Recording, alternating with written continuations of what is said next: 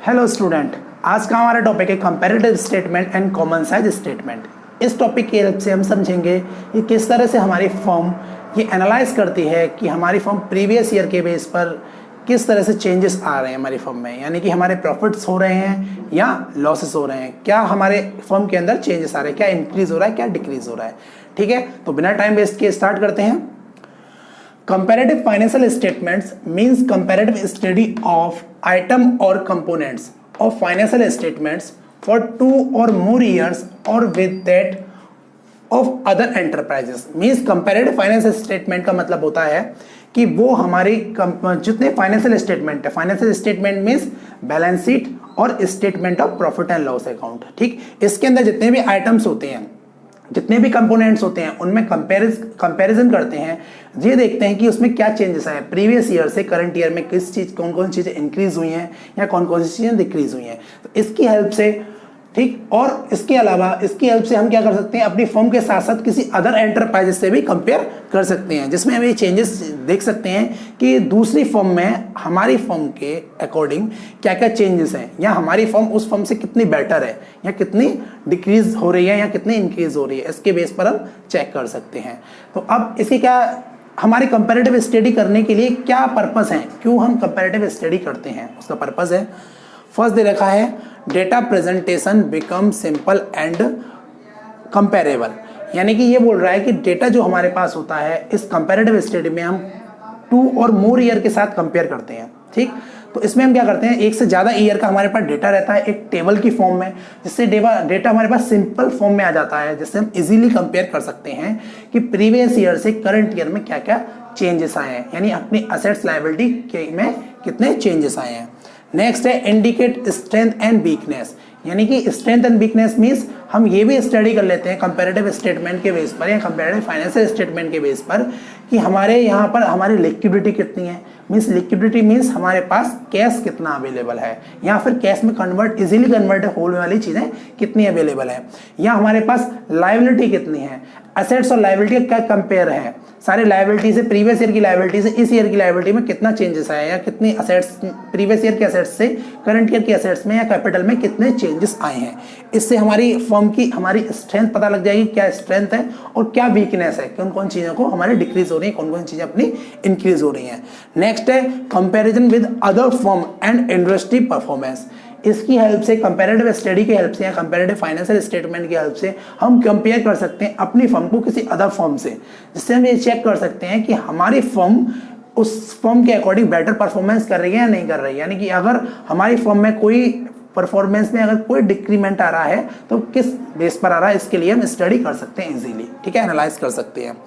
Last है forecasting and planning. यानी कि कंपैरेटिव फाइनेंशियल स्टेटमेंट हमारी फर्म के जो मैनेजमेंट डिपार्टमेंट होता है उसकी हेल्प करता है फोरकास्टिंग करने में, कि उसे फ्यूचर में किस तरह से क्या क्या प्लानिंग करनी है जिससे कि वो अपनी परफॉर्मेंस बेटर कर सके। यानी कंपैरेटिव स्टडी हमारी पूरी हेल्प करते हैं। इसके बाद आते हैं tools for comparison of financial statement. यानी कि ऐसे कौन कौन से टूल्स हैं जो हमारी फाइनेंशियल स्टेटमेंट में कंपेयर करने में हमारी हेल्प करते हैं। तो इसमें दे रखा है फर्स्ट है कंपैरेटिव बैलेंस शीट। यहाँ पर हम बैलेंस शीट में कंपेयर करते हैं, प्रीवियस ईयर की बैलेंस शीट से करंट ईयर की बैलेंस शीट को कंपेयर करते हैं और ये चेक करते हैं कि हमारे यहाँ कितने चेंजेस आ रहे हैं, मीन्स हमारे असेट्स लायबिलिटी के अंदर कितने चेंजेस आ रहे हैं। ठीक है, क्या इंक्रीज हो रहा है, क्या डिक्रीज हो रहा है, उसे परसेंट फॉर्म में कैलकुलेट कर लेते हैं। Comparative income statement. Comparative income statement में हम क्या चेक करते हैं कि हमारे जितने भी एक्सपेंसेस हैं या जितने भी इनकम है हमारे प्रीवियस ईयर और करंट ईयर की, उनमें कंपेयर करके चेक कर लेते हैं कि कितने एक्सपेंस हमारे इस ईयर इंक्रीज हुए या कितनी इनकम हमारी इस ईयर इंक्रीज या डिक्रीज हुई है। तो उससे हमें पता लग जाता है कि हमारी पोजिशन इस टाइम पर क्या है। ठीक, इसके बाद आता है next third common size balance sheet. Common size balance sheet में क्या करते हैं, बैलेंस शीट में किसी आइटम्स को कॉमन लेकर के उसके बेस पर ये कैलकुलेट करते हैं कि हमारी असेट्स और लायबिलिटी फर्म की कितना कितना परसेंट है। यानी कि हमारे पास जो टोटल हमारी फाइनेंशियल पोजीशन है उसमें कितना परसेंट असेट्स है, कितने परसेंट लायबिलिटी है, कितने परसेंट कैपिटल है। Same common size income statement, इसमें भी हम ये देखते हैं कि अपने टर्नओवर के बेस पर हमारी इनकम कितनी जनरेट हो रही है और हमारे एक्सपेंस कितने हो रहे हैं, हमारी फर्म की इनकम कितनी है, हमारी अदर इनकम कितनी है, या हमारे फर्म के एक्सपेंसेस कितने हैं। इसको कंपेयर करते हैं अपने रेवेन्यू के बेस पर, मींस अपने टर्नओवर के बेस पर। ठीक है, तो ये समझ में आ गया होगा। अब आगे बढ़ते हैं कि और हम बैलेंस शीट अब स्टार्ट करते हैं कंपैरेटिव बैलेंस शीट, यानी कि किस तरह से हम बैलेंस शीट में कंपेयर कर सकते हैं। यस, तो comparative balance sheet, it is the horizontal analysis of balance sheet in which each item of assets, equity and liabilities is analyzed horizontally for 2 or more accounting period.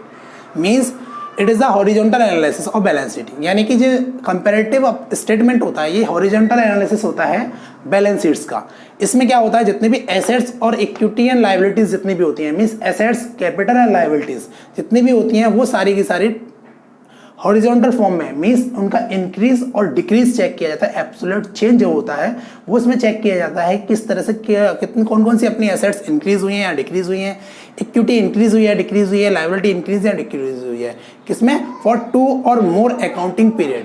इसमें 2 या 2 से ज़्यादा accounting period की सारी data हमको दे रखा होता है, जिसकी हेल्प से हम चेक कर लेते हैं कि हमारे असेट्स में या लायबिलिटीज़ में या कैपिटल में क्या क्या चेंजेस आए हैं, इसमें क्या चीज़ इंक्रीज हुई है, क्या चीज़ डिक्रीज हुई है। इसकी परफॉर्मेंस हमें कंपैरेटिव बैलेंस शीट से पता लग जाती है। ठीक है, ये जब होती है वो एब्सोल्यूट चेंज या एब्सोल्यूट परसेंट की फॉर्म में हमें फाइंड आउट हो जाती है।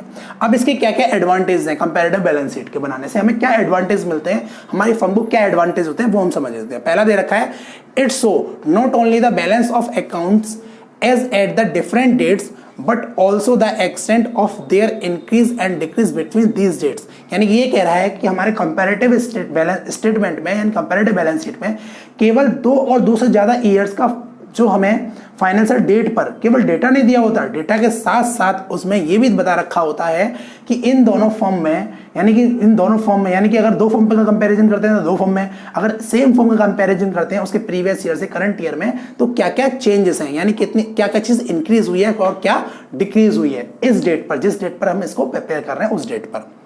Next, comparative balance sheets show the reasons for change in financial position. यानी कंपैरेटिव बैलेंस शीट हमें ये भी शो करती है कि हमारी जो फाइनेंशियल पोजीशन है, फाइनेंशियल पोजीशन मींस हमारी असेट्स, लायबिलिटी एंड कैपिटल, उसमें क्या क्या चेंजेस हैं उनका रीजन बताती है कि हमारी फाइनेंशियल पोजीशन असेट्स कम होने की वजह से चेंज हुई है या असेट्स बढ़ने की वजह से चेंज हुई है, या लायबिलिटी कम होने की वजह से, लायबिलिटी बढ़ने की वजह से, या कैपिटल कम या बढ़ने की वजह से हमारी चेंज हुई है। तो ये भी हमें पोजीशन बता देती है।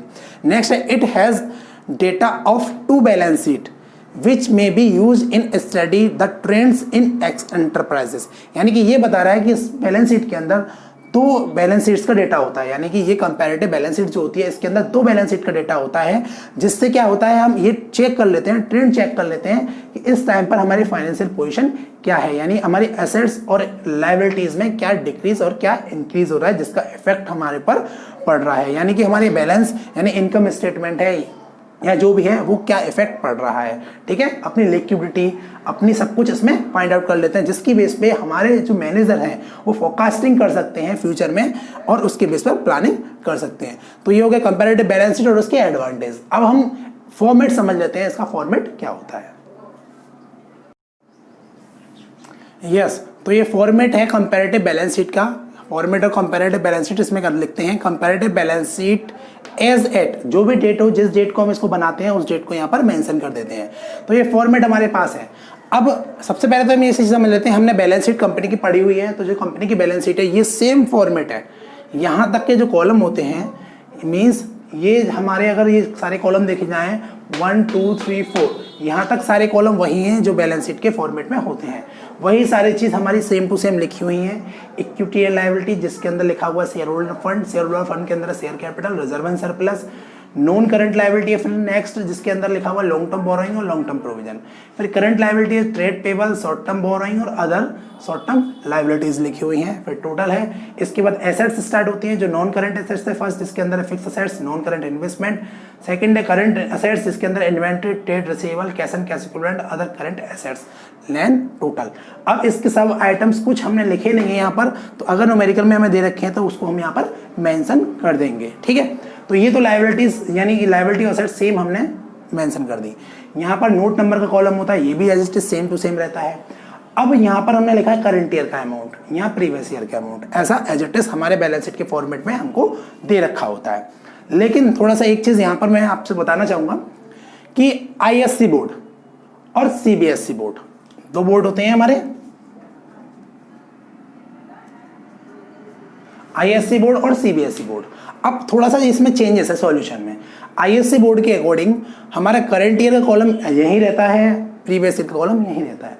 बस सीबीएसई बोर्ड ने ये बताया हुआ है कुछ सॉल्यूशन में थोड़ा सा चेंजेस है, जहां पर प्रीवियस ईयर के कॉलम को इधर लिखा गया है, करंट ईयर के कॉलम को इस जगह पर लिखा गया है सॉल्यूशन में। ठीक है, तो बोर्ड ने थोड़ा सा चेंजेस दिए हैं सॉल्यूशन में, बाकी और कोई चेंजेस नहीं है।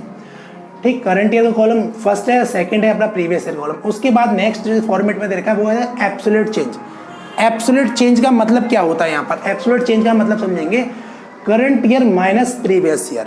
मीन्स यहाँ पर अगर हम ये फर्स्ट नंबर कॉलम है हमारा, ये सेकंड नंबर कॉलम है, ये थर्ड है और ये फोर्थ, अगर कॉलम के नंबर दिए हैं तो थर्ड जो हमारा निकल के आता है वो निकल के आता है first minus 2 is equal to 3। यानी कि फर्स्ट कॉलम में से, यानी यहाँ जितने भी अमाउंट लिखे हुए हैं करंट ईयर के अमाउंट से प्रीवियस ईयर के अमाउंट में हम माइनस करके यहाँ पर बैलेंस लिख देते हैं और ये चेक करते हैं कि हमारा कि कितना डिक्रीज हुआ है या कितना इंक्रीज हुआ है।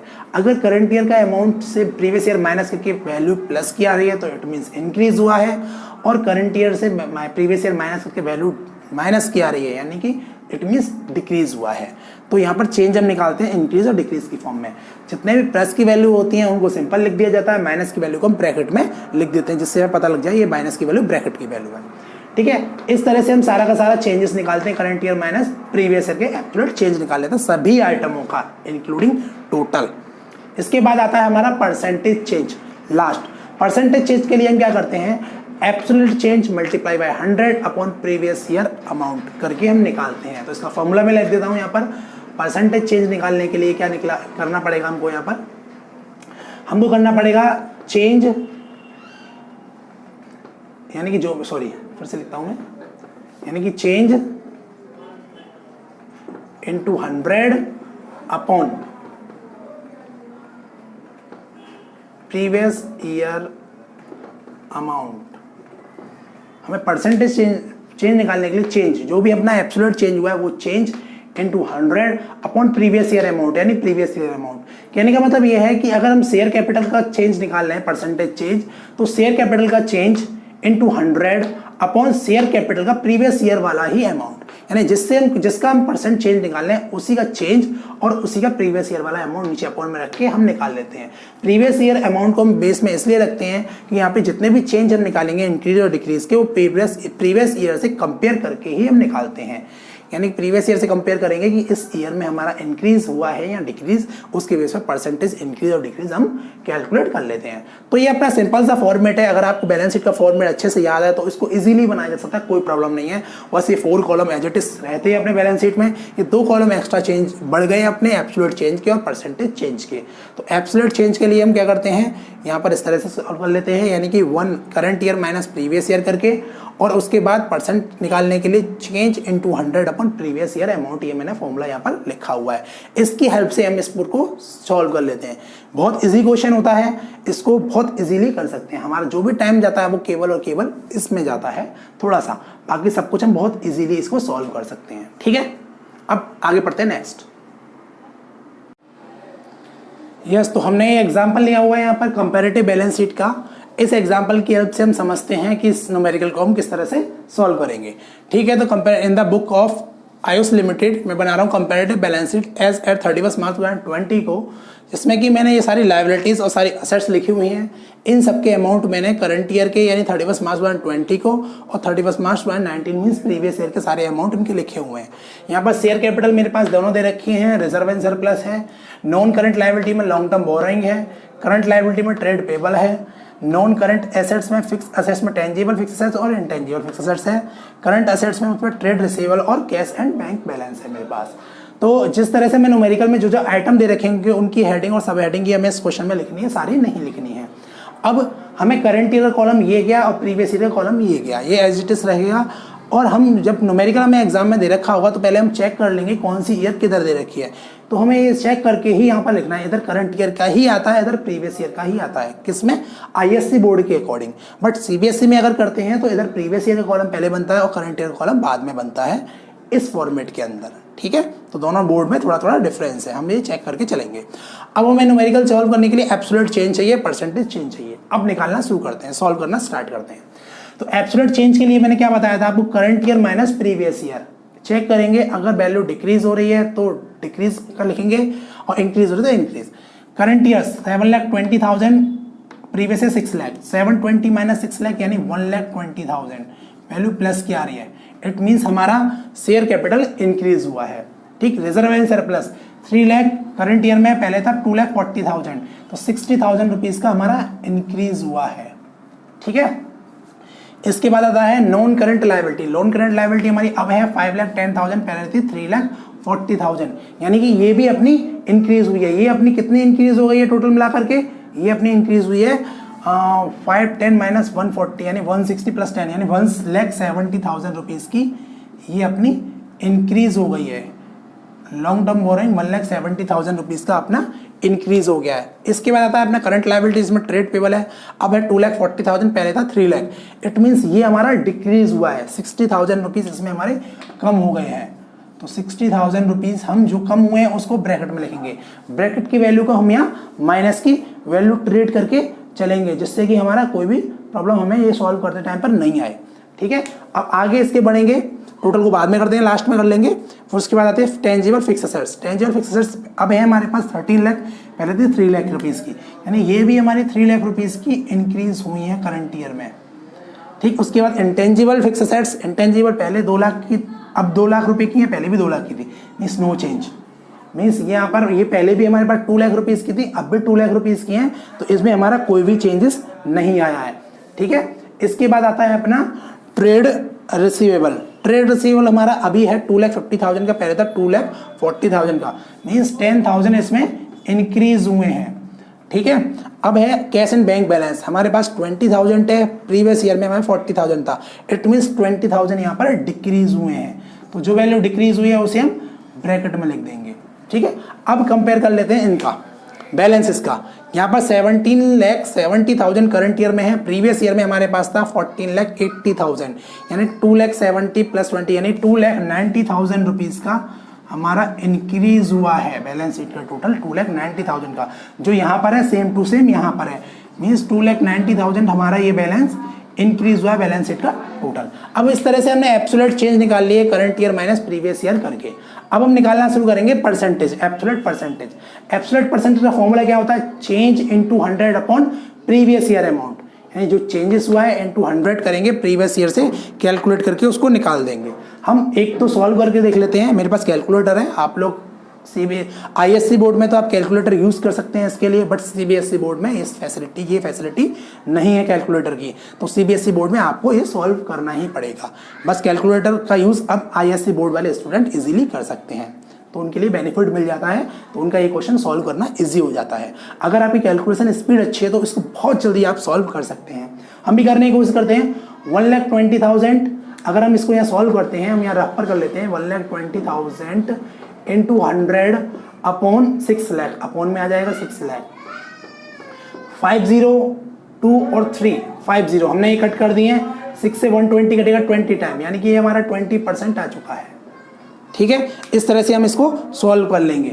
तो मैं कैलकुलेटर की हेल्प से कर लेता हूँ, जिससे थोड़ा जल्दी हो जाएगा, टाइम बचेगा। बाकी आप लोग ISC बोर्ड वाले बच्चे कैलकुलेटर से कर सकते हैं, CBSE बोर्ड वाले बच्चों को कैलकुलेटर अलाउड नहीं है, तो वो लोग प्रैक्टिस करेंगे खुद से ही, वो उनको अपनी कैलकुलेशन स्पीड बढ़ानी पड़ेगी। ठीक है, नेक्स्ट आता है अपना 60,000 इंटू 100 अपॉन 2,40,000। अगर 60,000 इंटू 100 अपॉन 2,40,000 मीन्स 2,40,000 का 60% कितना है, 25%। हमारा सॉल्व होकर निकल गया है 25%। ठीक है, इसके बाद नेक्स्ट आता है अपना एब्सोल्यूट चेंज है लॉन्ग टर्म बोरोइंग का, 1,70,000 चेंज इनटू 100 अपॉन 3,40,000, इसके चेंज से हम निकालेंगे। तो ये हमारा कितना आता है, जी इसका हाफ है, मीन्स 50%, क्योंकि 3,40,000 का जस्ट हाफ है, 1,70,000 मीन्स 50% ये वैल्यू है।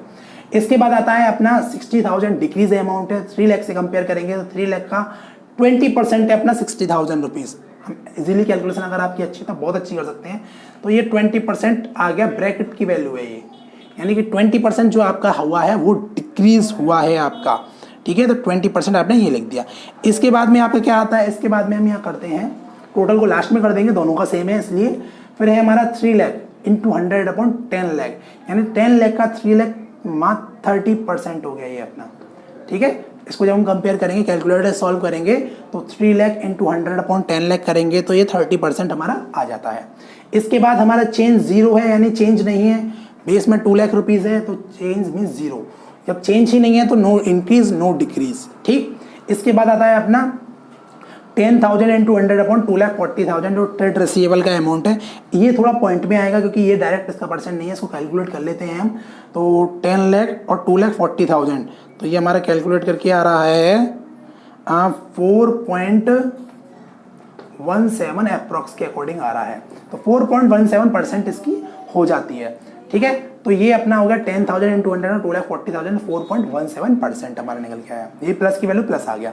इसके बाद लास्ट है कैश एंड बैंक बैलेंस, जो हमारा डिक्रीज हुआ है 20,000, प्रीवियस ईयर था 14,000, यानी 20,000 इंटू 100 अपॉन 40,000। ये इसका जस्ट हाफ है, मीन्स 50% हमारा ये डिक्रीज हुआ है। ब्रैकेट में लिखेंगे क्योंकि डिक्रीज की वैल्यू को हम ब्रैकेट में लिखते हैं। मीन्स हमारा कैश बैलेंस जो है प्रीवियस ईयर से 50,000 का डिक्रीज हुआ है। अब इसके बाद हम टोटल का कर लेते हैं। टोटल हमारा क्या है, टोटल जो हमें दे रखा है वो ये दे रखा है कि 2,90,000 प्लस की वैल्यू दे रखी है। 2,90,000 अपॉन 14,80,000, तो 2,90,000 इंटू 100 अपॉन 14,80,000, तो ये निकल के आ रहा है मेरा 19.5945 मीन्स 19.60 अप्रॉक्स निकल के आ रहा है। तो मैं यहाँ लिख दूंगा 19.60%। ये भी हमारा सेम हो जाएगा 19.60% अप्रॉक्स निकल के आ रहा है। पॉइंट की वैल्यू अप्रॉक्स में आती है तो उसको हम राउंड ऑफ कर देते हैं। ठीक है, तो इस तरह से हमारा पूरा न्यूमेरिकल सॉल्व हो गया। तो इसमें करने में हमें कोई भी टाइम नहीं लगा, बहुत इजी होता है। बस इसको कॉपी पेस्ट कीजिए जैसा आपका क्वेश्चन दे रखा है। कॉपी पेस्ट करने के बाद इनका डिफरेंस निकालिए। Current year minus previous year, plus की वैल्यू है तो प्लस की वैल्यू लिखेंगे, माइनस की वैल्यू ब्रैकेट में लिख देंगे। उसके बाद सिंपली आपको परसेंट निकालनी है, absolute change into 100 upon previous year amount. इसके बेस पर ही सारी परसेंट निकल के आती हैं। ये न्यूमेरिकल यही सॉल्व हो जाता है और हमारे क्वेश्चन ये क्वेश्चन सॉल्व करने के बाद हमारे मार्क्स कंफर्म हो जाते हैं कि हमें बोर्ड में फुल मार्क्स मिलेंगे। ठीक है, तो अब आगे करते हैं। ये हो गया अपना कंपैरेटिव बैलेंस शीट का। ठीक है, यस स्टूडेंट, तो हम समझते हैं कंपैरेटिव इनकम स्टेटमेंट। अब इसे समझते हैं। Comparative statement of a profit and loss is the horizontal analysis of statement of profit and loss. यानी ये बोल रहा है कंपैरेटिव इनकम स्टेटमेंट जो होता है, comparative profit and statement of profit and loss होता है, वो क्या करता है कि हॉरिजॉन्टल एनालाइज करते हैं, जिसमें स्टेटमेंट में जितने भी अपने प्रॉफिट होते हैं, जितने भी लॉसेस होते हैं उसको, यानी कि इनकम स्टेटमेंट के अंदर जितनी भी अपनी इनकम हो रही है, टोटल रेवेन्यू जितना हो रहा है उसको, टोटल एक्सपेंस जितना हो रहा है उसको एनालाइज करके हम कंपेयर करते हैं। और वो हमें क्या शो करते हैं, we show revenue and expense in absolute value. यानी इनकम स्टेटमेंट हमें शो करता है कि हमारे कितने रेवेन्यू हैं, कितने एक्सपेंसेस हैं, उनकी एब्सोल्यूट वैल्यू क्या है, ये हमें ये कंपैरेटिव स्टेटमेंट में शो हो जाती है। उसके बाद सेकंड है increase and decrease of revenue and expense in absolute value. यानी कि comparative statement of profit and loss की हेल्प से हम ये भी चेक करते हैं कि हमारे इनकम या एक्सपेंसेस कितने इंक्रीज हुए हैं, कितने डिक्रीज हुए हैं, और उसकी एब्सोल्यूट वैल्यू कितनी हमारी इंक्रीज डिक्रीज होकर के निकल के आई है। उसके बाद percentage change in revenue and expenses, यानी कि जो भी अपने एब्सोल्यूट चेंज आया है उसका कितना परसेंट, यानी प्रीवियस ईयर से करंट ईयर में कितने परसेंट वैल्यू हमारी चेंज होकर के निकल के आई है। ये परसेंटेज चेंज भी रेवेन्यू एक्सपेंडिचर में शो हो जाता है। यानी कि comparative statement of profit and loss की हेल्प से हम ये सारी चीज़ें मतलब ये सारी चीज़ें उसमें हमें मिल जाती हैं। अब objective of comparative income statement, comparative statement का क्या ऑब्जेक्टिव है, इसे क्यों बनाया जाता है, क्यों इसकी ज़रूरत है, तो वो समझ लेते हैं। जैसे फर्स्ट में देखा to analyse revenue and expense for 2 और मोर ईयर। यानी कि कंपैरेटिव इनकम स्टेटमेंट की हमसे इनकम स्टेटमेंट की हेल्प से हम एनालाइज करते हैं इनकम एंड एक्सपेंसेस को प्रीवियस ईयर और उससे भी प्रीवियस ईयर, यानी कि हम 1, 2 या 2 से ज़्यादा ईयर का आपस में कंपेयर कर सकते हैं अपने सारे रेवेन्यू और एक्सपेंसेस को, इसलिए इसकी रिक्वायरमेंट होती है। सेकंड है to analyse increase and decrease in revenue expense in term of money and also the percentage. यानी कि कंपैरेटिव इनकम स्टेटमेंट की हेल्प से हम रेवेन्यू एक्सपेंसेस जितने भी हैं उनमें एब्सोल्यूट चेंज भी निकालते हैं, प्रीवियस ईयर से करंट ईयर का चेंज भी निकालते हैं इंक्रीज एंड डिक्रीज की फॉर्म में, और उनके साथ साथ उसे परसेंट फॉर्म में भी कैलकुलेट करते हैं। तो ये भी इसका एक ऑब्जेक्टिव है। थर्ड रहेगा to review business operations of the last year and its likely effect on the current year operations. यानी कि इसके बेस पर हम ये भी चेक कर लेते हैं, ये भी रिव्यूज निकल जाते हैं हमारे प्रीवियस ईयर के बेस पर, यानी लास्ट ईयर के बेस पर हमारे करंट ईयर के बिजनेस पर, यानी करंट ईयर के इनकम या एक्सपेंसेस पर या प्रॉफिट या लॉस पर क्या इफेक्ट पड़ रहा है, यानी कि वो हमारे इंक्रीज हो रहे हैं या डिक्रीज हो रहे हैं। तो ये सारी चीज़ें हमारे इनकम स्टेटमेंट की हेल्प से हमें पता लग जाती है। तो कंपैरेटिव इनकम स्टेटमेंट बनाना क्यों ज़रूरी है वो इसमें हमने डिफाइन कर लिया। अब आगे हम इसके कुछ फॉर्मेट पढ़ लेते हैं और एग्जाम्पल सॉल्व कर लें जिसकी हेल्प से हमें ये अच्छे से समझ में आ जाए। यस, तो ये फॉर्मेट है कंपैरेटिव इनकम स्टेटमेंट का, format of comparative income statement. इसे जब सॉल्व करते हैं तो comparative statement as at date लिख देते हैं, जिस भी डेट को सॉल्व कर रहे हैं। इसका जो कॉलम्स होते हैं, कॉलम्स जो होते हैं वो बिल्कुल कंपैरेटिव बैलेंस शीट की तरह ही होते हैं, कंपैरेटिव इनकम स्टेटमेंट के भी बस। लेकिन वो बैलेंस शीट था, उसमें आइटम बैलेंस शीट के थे, ये इनकम स्टेटमेंट है तो उसमें सारे आइटम्स इनकम स्टेटमेंट के होते हैं। तो जब इनकम स्टेटमेंट को हम सॉल्व करते हैं तो उसमें क्या होता है, पहले सारी इनकम लिखी जाती है, फिर सारे एक्सपेंसेस लिखे जाते हैं, टोटल इनकम और टोटल एक्सपेंसेस का हम डिफरेंस निकालते हैं, उसमें से टैक्स माइनस करने के बाद निकालते हैं प्रॉफिट आफ्टर टैक्स। इस तरह से होता है। तो पहले हम लिखते हैं यहाँ पर revenue from operation. Revenue from operation का मीन्स होता है नेट सेल्स, यानी कि सबसे पहले आती है नेट सेल। उसके बाद अदर इनकम, यानी कि नेट सेल के बाद ये अपनी इनकम होती है, उसके बाद जितनी भी इनकम हमारी होती हैं अदर, सारी इनकम का टोटल यहाँ पर अदर इनकम में आ जाता है। तो इन दोनों इनकम का टोटल हमारा आता है टोटल रेवेन्यू के नाम से, ठीक है। उसके बाद एक्सपेंसेस स्टार्ट होते हैं। कॉस्ट ऑफ मटेरियल कंज्यूम्ड, यानी कि अगर मैन्युफैक्चरिंग यूनिट है तो कितने रुपए का मटेरियल हम कंज्यूम्ड कर रहे हैं, ठीक है। परचेज स्टॉक एंड ट्रेड, यानी कि हमने कितना गुड्स मार्केट से परचेज किया हुआ है। Change in inventory means closing in stock minus opening stock, inventory का चेंज हम यहाँ पर निकालते हैं। एम्प्लॉय बेनिफिट एक्सपेंस, यानी एम्प्लॉइयों को दिए जाने वाले सारे पेमेंट, वेजेस है, सैलरी है या और एम्प्लॉय बेनिफिट एक्सपेंस जितने भी हैं वो सारे सारे टोटल यहाँ आ जाता है। फाइनेंस कॉस्ट मीन्स फाइनेंस से रिलेटेड, यानी कैपिटल से रिलेटेड जितने भी एक्सपेंसेस हमारे हो रहे हैं, ठीक है, यानी कोई इंटरेस्ट पे किया जा रहा है, लोन पर कोई इंटरेस्ट पे किया जा रहा है, वो सारे यहाँ आ जाते हैं। उसके डेप्रिसिएशन एंड अमोर्टाइजेशन मीन्स अपनी fix assets, tangible fixed assets है तो उसका डेप्रिसिएशन, इंटेंजिबल फिक्स असेट्स है तो उसकी वैल्यू में डिक्रीज होने वाला अमोर्टाइजेशन, उनके टोटल यहाँ पर आ जाते हैं, जिससे हम ये कैलकुलेट कर लेते हैं हमारा कितना हुआ। और लास्ट अदर एक्सपेंसेस, और कोई अपने एक्सपेंसेस हैं तो वो सारे एक्सपेंसेस यहाँ पर टोटल में लिख दिए जाते हैं, इन सब एक्सपेंसेसों के अलावा। तो सारे एक्सपेंसेस आ जाते हैं, लास्ट में इन सारे एक्सपेंसेसों का टोटल हम लिख लेते हैं। फिर हम क्या करते हैं, total revenue minus total expense, यानी सारे रेवेन्यू से सारे एक्सपेंस माइनस करने के बाद प्रॉफिट बिफोर टैक्स हमारा निकल के आता है। इस प्रॉफिट बिफोर टैक्स को करने के बाद हम इसमें से लेस करते हैं टैक्स, जो भी टैक्स हमने करंट ईयर में पे किया होता है, यानी जिस ईयर का बना रहे करंट ईयर में करंट ईयर का, प्रीवियस ईयर में प्रीवियस ईयर का टैक्स जो पे किया होता है वो लिख देते हैं। लास्ट में इनसे इसको माइनस करने के बाद निकल के आता है प्रॉफिट आफ्टर टैक्स, जो हमारा फाइनल प्रॉफिट नेट प्रॉफिट होता है, ये हमारा इसमें सॉल्व होकर के आ जाता है।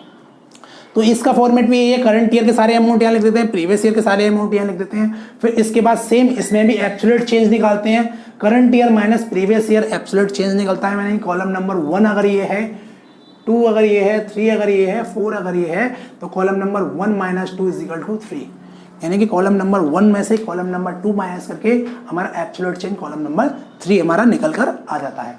इसके बाद परसेंटेज निकालने हैं, परसेंटेज का फॉर्मूला वही है, चेंज जो अपना चेंज निकल के आ रहा है into 100 upon previous year amount,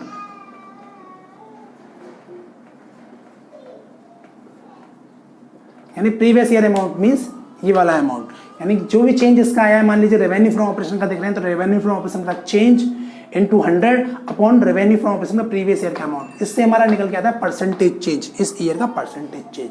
तो ये फॉर्मेट बिल्कुल इजी है, बस आपकी कैलकुलेशन स्पीड अच्छी होनी चाहिए जिससे आप इजीली इसको सॉल्व कर सकें। बाकी सब तो ये है, अगर हमें न्यूमेरिकल में ये इनकम स्टेटमेंट सॉल्व किया हुआ नहीं दे रखा है तो हम इस फॉर्मेट में पहले इनकम स्टेटमेंट को सॉल्व करेंगे, उसके बाद इन चीज़ों को सॉल्व करेंगे। कभी कभी ऐसा होता है कि इनकम स्टेटमेंट के केवल आइटम्स आपको दे रखे हैं, ये इस फॉर्मेट में सॉल्व करके नहीं दे रखा है, यानी कि इनकम और एक्सपेंस सारे अलग अलग करके नहीं दे रखे, तो वो नहीं होते तो हम इसको पहले सॉल्व करते हैं फिर आगे सॉल्व करना स्टार्ट करते हैं, ठीक है। तो अब इसका एक एग्जाम्पल और समझ लेते हैं। यस, तो ये हमने कंपैरेटिव स्टेटमेंट का कंपैरेटिव इनकम स्टेटमेंट का मैंने यहाँ पर वो ले रखा है एक एग्जांपल, जिसको हम सॉल्व करते हैं और समझते हैं इसे कैसे करते हैं। तो in the books of Ananya limited मैंने लिया हुआ question comparative statement as at 31 March 20 यानी 2020 को हम बना रहे हैं क्योंकि करंट ईयर 2020 या प्रीवियस ईयर 2019 है। जो करंट ईयर होती है वही उसी डेट को हम इसको सॉल्व करते हैं। तो मेरे पास यहाँ पे इनकम में दे रखा है रेवेन्यू फ्रॉम ऑपरेशंस दे रखा 5,30,000 करंट ईयर और 4,20,000 प्रीवियस ईयर। इसका टोटल सेम रेवेन्यू यही है, इसमें और कोई अदर इनकम नहीं है। एक्सपेंस कौन कौन से मेरे पास, परचेज स्टॉक एंड ट्रेड है 3,10,000 current year 1,80,000 previous year. Change in inventory है 10,000 माइनस का current year 20,000 plus previous year. ठीक, एम्प्लॉय बेनिफिट एक्सपेंस है मेरे पास यहाँ पर 80,000 करंट ईयर के और 30,000 प्रीवियस ईयर का, और other expense 20,000 current year 10,000 previous year. तो मेरे पास टोटल एक्सपेंस निकल के आ जाते हैं यहाँ पर ये अपने हो गए 4 लाख रुपीज़ के और प्रीवियस ईयर के हो गए 2,40,000 के। इसके बाद मैंने किया total revenue minus total expense यानी ए माइनस बी करके मैंने निकाला है प्रॉफिट बिफोर टैक्स यानी 5,30,000 minus 4 lakh 1,30,000 profit current year का आ गया। 4,20,000 माइनस 2,40,000 1,80,000 प्रॉफिट प्रीवियस ईयर का आ गया। अब इन प्रॉफिट्स में से मैंने टैक्स माइनस किया जो कि मुझे क्वेश्चन में दे रखा है 1,30,000 माइनस 70,000 करंट ईयर में पे करने के बाद मेरे पास प्रॉफिट बचता है नेट प्रॉफिट 60,000 रुपीज़ का। सेम प्रीवियस ईयर में 1,80,000 में 60,000 पे करने के बाद मेरे पास प्रॉफिट बचता था 1,20,000 रुपीज़ का। इसके अकॉर्डिंग ये सारा डेटा मैंने यहाँ पर लिख लिया। अब इसके बाद इसे सॉल्व करना स्टार्ट करेंगे। सॉल्व करने के लिए सबसे पहले हम निकालेंगे चेंजेस इसमें कितना हुआ है, उसके बाद हम इसका निकालना शुरू करेंगे परसेंटेज। तो चेंज निकालने के लिए हम क्या करेंगे, इनका डिफरेंस निकालना शुरू करेंगे। तो सबसे पहले तो हम इसका चेंज निकालते हैं 5,30,000 माइनस, क्योंकि एब्सोल्यूट चेंज के लिए current year minus previous year होता है, तो 530 माइनस 420 यानी कि 1,10,000 प्लस की वैल्यू 1,10,000 आ रही है, सेम टोटल में है तो 1,10,000 ही यहाँ पर आ जाएगा चेंजेस में। इसके बाद 3,10,000 माइनस 1,80,000, तो 3,10,000 माइनस 1,80,000 अगर आप करते हैं तो यहाँ पर आ जाएगा 1,30,000 रुपीज़ का, यानी कि परचेज स्टॉक एंड ट्रेड में हमारा चेंज आया 1,30,000 रुपीज़ का। Change in inventory current year minus का 20,000 प्रीवियस ईयर माइनस 20,000 करते हैं, यानी कि माइनस 10,000 माइनस 20,000 मीन्स हमारा डिक्रीज हो जाएगा 30,000 रुपीज़ से, ये वैल्यू माइनस आ जाएगी। माइनस की वैल्यू में से अगर आप 20,000 माइनस करोगे तो माइनस माइनस प्लस हो गए, वैल्यू माइनस की आती है, तो 30,000 रुपीज़ डिक्रीज हो गया। एम्प्लॉय बेनिफिट एक्सपेंस करंट 80 है, प्रीवियस 30 थे, तो 50,000 रुपीज़ के यहाँ पर हमारे इंक्रीज हो गए, 50,000 प्लस की वैल्यू आ जाएगी। अदर एक्सपेंसेस हमारे करंट ईयर में 20 हैं, प्रीवियस ईयर में 10 हुए थे, तो यहाँ पर 10,000 हमारे इंक्रीज हो गए, मीन्स प्लस की वैल्यू आ गई, 10,000 हमारे एक्सपेंसेस इंक्रीज हुए हैं। अब टोटल एक्सपेंस अगर हम डिफरेंस निकालते हैं तो 4 लाख में से 2,40,000 अगर हम माइनस करते हैं तो टोटल मिला के हमारा यहाँ पर इंक्रीज हो गए एक्सपेंस 1,60,000 रुपीज़ के। प्रीवियस ईयर में 4 lakh rupees, sorry current year में 4 लाख रुपीज़ के टोटल एक्सपेंस है, प्रीवियस ईयर 2,40,000 रुपीज़ के एक्सपेंस हुए थे, तो इंक्रीज हमारे एक्सपेंस हुए 160 के। अब हमारा प्रॉफिट बिफोर टैक्स का हम डिफरेंस निकालते हैं तो करंट ईयर में हमारे पास है 1,30,000, जबकि प्रीवियस ईयर में हमारा प्रॉफिट था 1,80,000। तो मीन्स हमारा टोटल प्रॉफिट में करंट ईयर से प्रीवियस ईयर का डिफरेंस में हमारा 50,000 रुपीज़ डिक्रीज हुआ है करंट ईयर का प्रॉफिट प्रीवियस ईयर के कंपेरिजन में। टैक्स जो हमने पे किया था करंट ईयर 70 किया था, प्रीवियस ईयर 60 का, यानी 10,000 रुपीज़ का टैक्स भी हमने ज़्यादा पे किया है, तो ये भी अपना इंक्रीज हो जाता है, हमने टैक्स ज़्यादा पे किया इसलिए। फाइनल प्रॉफिट अगर हम निकालते हैं तो फाइनल जो नेट प्रॉफिट हुआ है वो करंट ईयर 60,000 का हुआ है, प्रीवियस ईयर 120 का हुआ था, तो फाइनल प्रॉफिट भी हमारा in comparison to previous year कम हो गया 60,000 रुपीज़ से। ठीक है, तो इस तरह से हमने ये निकाल लिए हैं सारे चेंज, एब्सोल्यूट चेंज। अब हम निकालना स्टार्ट करते हैं इनकी परसेंटेज निकालने के लिए मैंने कैलकुलेटर ले रखा है, क्योंकि आईएससी बोर्ड में कैलकुलेटर अलाउड है, सीबीएसई बोर्ड में कैलकुलेटर अलाउड नहीं है, तो आप लोगों को थोड़ी सी प्रॉब्लम आ सकती है। तो आप लोगों की अगर परसेंट कैलकुलेशन बहुत अच्छी है तो आप इजीली इसको सॉल्व कर सकते हैं। ठीक है, तो मैं कैलकुलेटर ओपन कर लेता हूँ, उसके बाद हम करना स्टार्ट करते हैं। यस, तो पहले हम सबसे पहले क्या करेंगे, हमारा है 1,10,000, यानी कि परसेंटेज निकालने के लिए हमें क्या करना होता है, change into 100 upon previous year amount, यानी 1,10,000 इंटू 100 अपॉन 4,20,000। तो मैं कर लेता हूँ यहाँ पर अपॉन, तो मेरा निकल के आ रहा है यहाँ पर 26.19%, यानी 26.19% निकल के आ रहा है। 26.190 करके आ रहा था, तो अप्रॉक्सीमेट हो गया 26.19%। सेम मेरा इसका होगा 26.19%, क्योंकि टोटल भी इसका सेम है। इसके बाद मैं नेक्स्ट निकालूंगा 130 इंटू 100 अपॉन 180, यानी कि 130 इंटू 100 अपॉन 180 निकालता हूँ तो मेरा निकल के आएगा 72.2222 तो हम अप्रॉक्सीमेट करेंगे 72.22% हमारा इसका चेंज निकल के आ गया। अब आ रहा है हमारा 30,000 इंटू 100 अपॉन 20,000। तो 30,000 इंटू 100 अपॉन 20,000 अगर हम करते हैं तो हमारा निकल के आ रहा है यहाँ पर 150%, क्योंकि ये डबल है, इससे ज़्यादा ही है, तो 150% का हमको डिक्रीज हुआ है। हमारा इन्वेंट्री जो है 150% से डिक्रीज हुई है करंट ईयर में अपनी, ठीक है, कंपेयर कर लिया। अब आता है 50,000 इंटू 100 अपॉन 30,000। तो 50,000 इंटू 100 अपॉन 30,000 करते हैं तो हमारा इंक्रीज हुआ है एम्प्लॉय बेनिफिट एक्सपेंस 166.666 करके, तो 166.67% से अपना एम्प्लॉय बेनिफिट्स एक्सपेंस इंक्रीज हो गया है। इसके बाद अपना आता है ये अदर एक्सपेंस। अदर एक्सपेंस 10,000 है इंटू 100 अपॉन 10,000 करेंगे, means same amount, means 100% employ benefit other expense हमारे 100% से इंक्रीज हुए हैं, तो 100% इंक्रीज हो गए। इसके बाद टोटल कर लेते हैं, साथ के साथ टोटल एक्सपेंस का निकाल लेते हैं। तो 16 से निकालते हैं, तो ये अपना हो गया 1,60,000 इंटू 100 अपॉन 2,40,000 हमारा निकल के आता है 66.6666, यानी कि 66.67% अप्रॉक्स हमारा ये निकल के आ जाता है। इस तरह से हमारा इंक्रीज हुआ है। इसके बाद हम निकालते हैं प्रॉफिट बिफोर टैक्स का 50,000 इंटू 100 अपॉन 180।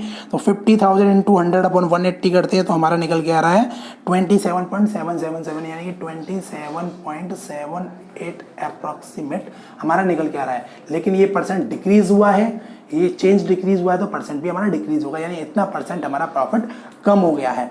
अब टैक्स का निकालते हैं 10,000 इंटू 100 अपॉन 60,000 हम कैलकुलेट कर लेते हैं तो हमारा निकल के आ रहा है 16.6666, यानी कि 16.67। हम इसे अप्रॉक्सीमेट कैलकुलेट कर लेते हैं तो हमारा ये है कि टैक्स जो हमने इस ईयर पे किया है वो इतना परसेंट ज़्यादा टैक्स पे किया है।